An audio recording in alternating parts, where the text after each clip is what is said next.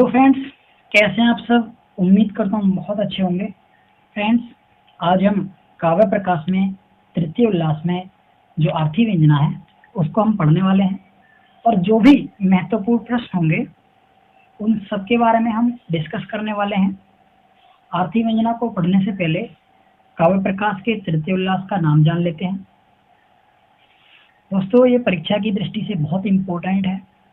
जितने उल्लास भी हम पढ़ें, काव्य प्रकाश में 10 उल्लास दिए हुए हैं और उन 10 उल्लासों के नाम हमें याद होने चाहिए। आज हम तृतीय उल्लास पढ़ रहे हैं तो तृतीय उल्लास का नाम भी हमें पता होना चाहिए। तो तृतीय उल्लास का नाम है अर्थव्यंजकता निर्णय। देखिए, मैं एक बार लिख करके दिखा देता हूँ। अर्थव्यंजकता निर्णय, अर्थ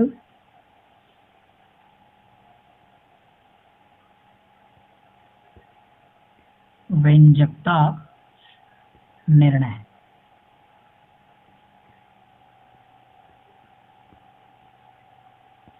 ये आप अपने नोटबुक में लिख लीजिएगा या इसको याद कर लीजिएगा। ये तृतीय उल्लास का नाम है। क्लियर हो गया होगा दोस्तों। आगे चलते हैं तृतीय उल्लास में प्रवेश करते हुए 35वें सूत्र की ओर। ये देखिए दोस्तों, ये 35वां सूत्र है। इसमें कहा गया है अर्थः प्रोक्तः पुरा तेषाम। तेषाम यानी उनके, अर्थः यानी अर्थ को, प्रोक्तः यानी कह चुके हैं, पूरा यानी पहले ही। अब तेषाम उनके अर्थों को अगर इसका अर्थ लगाया जाए तो इस प्रकार से होगा, तेषाम उनके अर्थों को पहले ही कह चुके हैं। अब किनके अर्थों को पहले ही कह चुके हैं? तो जो तेषाम है इसका तात्पर्य है कि वाचक, लाक्षणिक और व्यंजक, वाचक, लाक्षणिक और व्यंजक। और ये जो अर्थ है इसका अर्थ हुआ वाच्य, लक्ष्य और व्यंग। अगर हम इस पूरे का अर्थ निकालें तो इसका अर्थ निकलता है कि उनके अर्थात वाचक, लाक्षणिक और व्यंजक, उनके ऊपर आश्रित रहने वाले कौन? वाच्य, लक्ष्य और व्यंग शब्दों को पहले ही कह चुके हैं। ये इसका अर्थ हुआ। इसका अर्थ यहाँ पर दिया हुआ भी है। देखिए, ऊपर द्वितीय उल्लास में उन वाचक आदि शब्दों के वाच्य आदि अर्थ कहे जा चुके हैं। तो जो दूसरा उल्लास है उसमें ये सारी चीजें हम पढ़ चुके हैं। आगे देखिए, अगला 36वां सूत्र है। उसमें कहते हैं अर्थ व्यंजक तो उच्यते। अर्थ व्यंजक तो उच्यते अर्थात अब हम उसी अर्थ की व्यंजना को कहेंगे। अब हम क्या कर रहे हैं? अब हम जो हमने द्वितीय उल्लास में पढ़ा था, द्वितीय उल्लास में जो हम पढ़ करके आए हैं, अब उन्हीं अर्थों की व्यंजना को हम यहाँ पर पढ़ने वाले हैं या यहाँ पर हम कह रहे हैं। तो आचार्य मम्मट ये बोल रहे हैं कि जो हम पहले पढ़ के आए हैं अर्थों को, अब उन अर्थों की व्यंजना को यहाँ पर हम कह रहे हैं। तो ये यहाँ पर भी लिखा हुआ है अर्थ इसका। ये देखिए, अब अर्थों की भी व्यंजकता अर्थात व्यंजना व्यापार द्वारा अवगत होने वाली अर्थों की प्रतीति का निरूपण किया जाता है। या हमने सीधा सीधा इसका अर्थ लगा लिया कि अर्थों की व्यंजकता को यहाँ पर कह रहे हैं इस सूत्र से। आगे देखिए, एक प्रश्न आया। प्रश्न है कि दृश्यता अर्थात कि जो आपने कहा है, जिसको आप कहने जा रहे हैं, वो आर्थी व्यंजना कैसी है? कि दृश्यते, कैसी दिखाई देती है, कैसी देखने में लगती है। तो वो जो आर्थी व्यंजना है वो कैसी है उसके बारे में कहा है। आगे 37वें सूत्र में कहते हैं, ये देखिए, आर्थी व्यंजना का स्वरूप हमें बताते हैं। वो कहते हैं 36वें सूत्र में, वक्त्र बोधव्य काकु नाम वाक्य वाच्य सन्निधेः प्रस्तावदेश काला दे कालादे वैशिष्टयात प्रतिभा जुषाम यो अर्थस्य नयार्थ दी हेतु व्यापारो व्यक्तिरेव स। अब इसका अगर हम अर्थ लगाएं तो किस प्रकार से इसका अर्थ लगने वाला है वो देखिए। देखिए वक्ता है नहीं, बोधव्य, वक्ता, बोधव्य काकू नाम, और वाक्य, वाच्य, सन्निधेय, प्रस्ताव, देश और काल आदि, ये 10 प्रकार की इन्होंने आर्थिक व्यंजना कही है। ये 10 प्रकार की आर्थिक व्यंजना इन्होंने कही है। 37वें सूत्र में आचार्य मम्मट व्यंजकता का स्वरूप, इसका आर्थिक व्यंजना के जो प्रकार है वो बताते हैं। आर्थिक व्यंजना के कितने प्रकार इन्होंने बताए? 10 प्रकार। वो इस सूत्र से स्पष्ट हो जाता है। 10 प्रकार कौन कौन से हैं? एक तो वक्त है, बोधव्य है और काकू नाम, 3 तो यही हो गए, वक्त, बोधव्य और काकू नाम। और वाक्य, वाच्य, सन्निधेय, गिनते रहिएगा, 6 हो गए। प्रस्ताव, ठीक है, देश, काल, कितने हो गए? 9। और एक ये रहा आदि, काल आदि को इन्होंने कहा है। तो वैसे तो 9 है, लेकिन हम आदि को भी यहाँ पर, इसका भी अर्थ निकलेगा, ये जो आदि है इसका भी अर्थ निकलेगा, इसीलिए यहाँ पर इसके विषय में चर्चा की गई है। ठीक है, अब ये जो सूत्र है, ये जो इनका सूत्र इसमें दिया हुआ है, इसका अर्थ हम लगाते हैं। अर्थ क्या है? देखिए, वह आर्थी व्यंजना, इसका अर्थ कैसे निकलेगा? देखिए, वह आर्थी व्यंजना, वक्ता, वो आर्थी व्यंजना, वक्ता, बोधव्य, काकूनाम, वाक्य, वाच्य, सन्निधेय, प्रस्ताव, देश, काल आदि की वैशिष्टता से, की वैशिष्टता के कारण जो सहृदय लोग हैं, प्रतिभा जो शाम, जो सहृदय लोग हैं, उनको अन्य अर्थ की प्रतीति होती है, और अन्य अर्थ की प्रतीति होने के साथ उसमें अर्थ का जो व्यापार होता है, उसी को व्यक्तिरेवसा, उसी को क्या कहते हैं? उसी को आर्थी व्यंजना कहते हैं। बहुत ही सिंपल इन्होंने बता दिया कि आर्थी व्यंजना जो है वो कितने प्रकार की बताई? 10 प्रकार की आर्थी व्यंजना को कह रहे हैं। कितने प्रकार की आर्थी व्यंजना है? 10 प्रकार की। वो कौन कौन सी है वो इस श्लोक में, इस सूत्र में बता दिया गया है। ये 10 प्रकार की आर्थी व्यंजना इन्होंने कही है। ठीक है, ये जो तृतीय उल्लास है, इसमें इन्हीं 10 प्रकार की आर्थी व्यंजना के ऊपर चर्चा की जाएगी। यही 10 प्रकार की आर्थी व्यंजना पढ़ाई जाएंगी, इन्हीं के एग्जाम्पल्स हमें बताए जाएंगे। तो धीरे धीरे करके हम इनके एग्जाम्पल्स को समझते हैं, आगे पढ़ते हैं।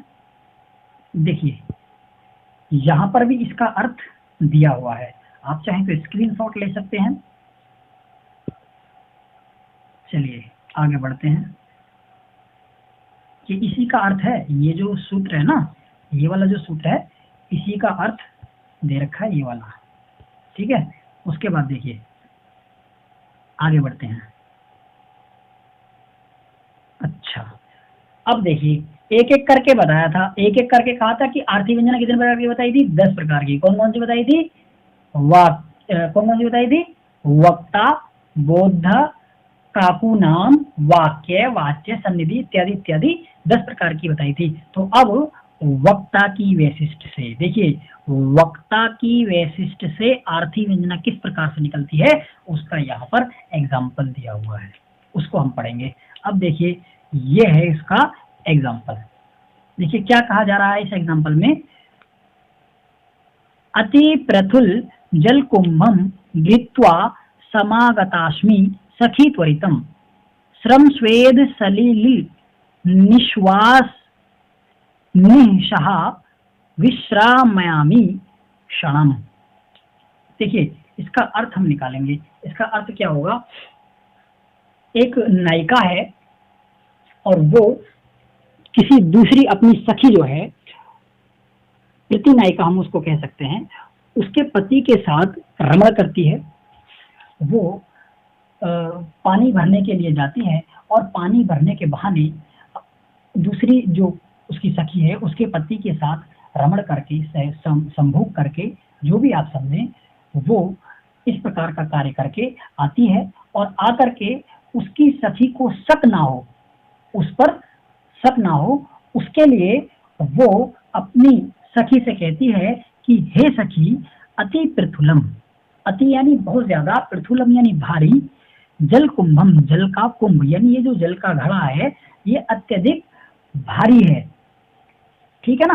देखिए ये जो जल का घड़ा है वो कैसा है, यह अत्यधिक भारी है। इसको मैं गृत्वा, गृत्वा यानी ले करके, गृत्वा समागतिस्मि, बहुत तेजी से आ रही हूँ।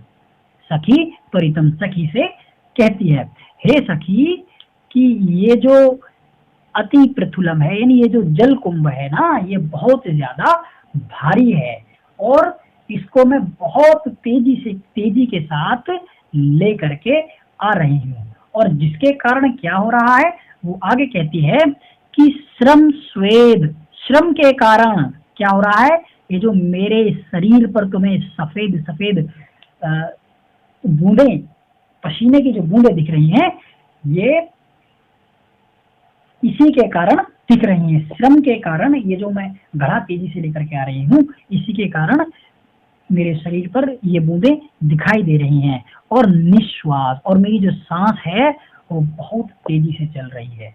निशहा, और क्या, मेरी जो सांस है वो बहुत तेजी से चल रही है जिसको मैं सहन नहीं कर पा रही हूँ। निशहा यानी जिसको मैं सहन नहीं कर पा रही हूँ। अतः विश्राम्यामी, मैं विश्राम चाहती हूँ। क्षणाम यानी क्षण भर, कुछ देर विश्राम चाहती हूँ।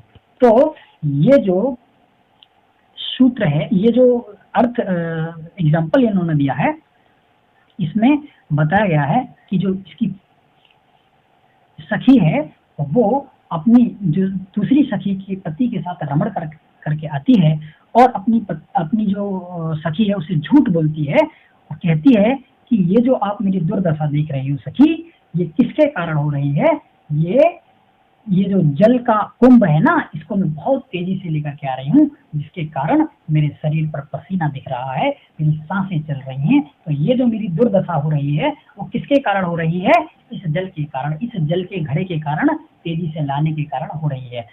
सत्य बात नहीं बताती है।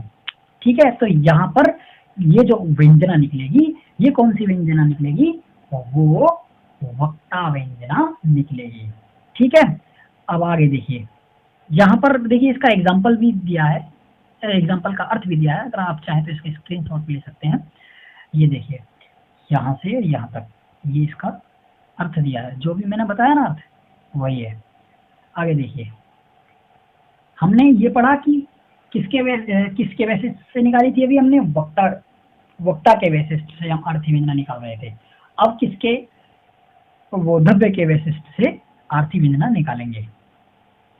ये देखिए यहाँ पर बोधव्य यानी श्रोता, बोधव्य किसे कहते हैं, श्रोता। अब बोधव्य की वैशिष्ट से आर्थी व्यंजना कैसे निकलती है उसका एग्जाम्पल यहाँ पर दिया हुआ है। देखिए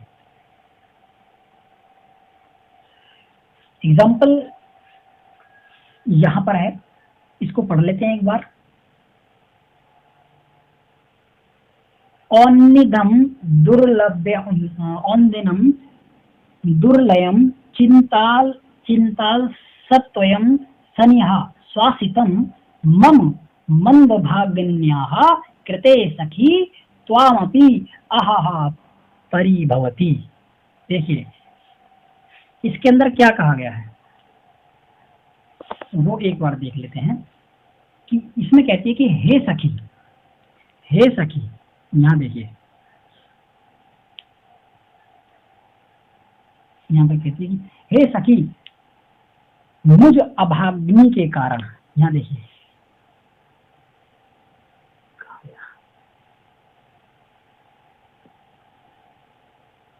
मम मंदभाग्न्याः, मुझ अभाग्नि कृते, मुझ अभाग्नि के कारण क्या हो रहा है, मुझ अभाग्नि के कारण। तुम्हारी जो नींद है, ठीक है ना, अनोन्द्रयम, तुम्हारी जो नींद है वो क्या हो रही है, वो नींद नहीं आ पा रही है तुम्हें। और दुर्लयम, और तुम्हें दुर्बलता हो रही है। और क्या हो रही है, चिंता, तुम्हें चिंता हो रही है, तुम्हें आलस्य हो रहा है नहीं। और जो तुम्हारी सांस है, सांस लेने में कठिनाई हो रही है, अच्छी तरह से सांस नहीं ले पा रही हो, तुम्हें भी। और ये जो इस प्रकार के जो भोग हैं, इस प्रकार की जो गतिविधियां हैं, ये तुम्हें भोगनी पड़ रही हैं। तो ये किसके कारण हो रहा है, तो वो मेरे कारण, किसके कारण, मेरे अभाग्नि के कारण हो रहा है। ठीक है, ये इसमें बताया गया। कृते सखी त्वमपि अहा परिभवती, अर्थात बड़े दुख की यह बात है, कि बड़े दुख की बात है कि हे सखी, बड़े दुख की बात है कि तुम्हें नींद नहीं आती, दुर्बलता है, चिंता है, आलस्य है नहीं, और तुम्हें सांस लेने में जो कठिनाई हो रही है। देखिए यहाँ पर ये जो सखी है ना, ये इसकी चालाकी को पकड़ लेती है। ये समझ गई है कि ये जो मेरी दूती है, ये जो मेरी सखी है, ये मेरे पति के साथ रमण करती है, संभोग करती है, जो भी आप समझे, मेरे पति के साथ रमण करती है या कर रही है। तो वो समझ जाती है और समझ करके कहती है कि हे सखी, तुम्हें जो इस प्रकार के दुख भोगने पड़ रहे हैं कि तुम्हें नींद नहीं आती, तुम्हें दुर्बलता है, तुम्हें चिंता है, आलस्य है और सांस लेने में जो कठिनाई हो रही है, ये मेरे कारण हो रही है नहीं, मेरे दुर्भाग्नि के कारण हो रही है। ठीक है, हे सखी, बड़े आहा परिभवती, बड़े दुख की बात है नहीं। तो सीधा सीधा ना ना कह करके वो क्या कह रही है, घुमा करके इसके बता रही है कि हे सखी, मुझे पता चल गया है कि तुम क्या मेरे पति के साथ रमण करती हो। ठीक है।